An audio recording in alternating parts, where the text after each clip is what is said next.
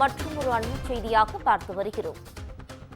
சென்னை சூளைமேட்டில் மழைநீர் கால்வாயில் தவறி விழுந்து பெண் உயிரிழந்துள்ள சம்பவம் பெரும் பரபரப்பையும் அதிர்ச்சியையும் ஏற்படுத்தியுள்ளது. இதுகுறித்தான கூடுதல் விவரங்களை வழங்குவதற்காக எமது செய்தியாளர் சுப்பிரமணியன் இணைப்பில் இணைகிறார்.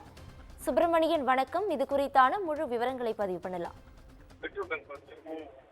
சென்னை சூளைமேடு பகுதியில் மழைநீர் வடிகால்வாய் இடத்தில் தவறி விழுந்து பெண் ஒருவர் உயிரிழந்த சம்பவம் அதிர்ச்சியை ஏற்படுத்தி இருக்கிறது. குறிப்பாக சென்னை சூளைமேடு வீரபாண்டியன் முதல் தெரு பகுதியில் இந்த சம்பவம் நிகழ்ந்திருப்பதாக தெரிய வந்திருக்கிறது.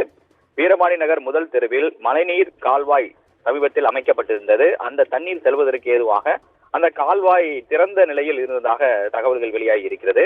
அதில் 45 வயது மதிக்கத்தக்க பெண் ஒருவர் நடந்து செல்லும் போது தவறி அதில் விழுந்ததாகவும் அதில் காயமடைந்து அவர் இறந்து விட்டதாகவும் தெரிய வந்திருக்கிறது. பெண்ணுடைய விவரங்கள் இதுவரை தெரியவில்லை.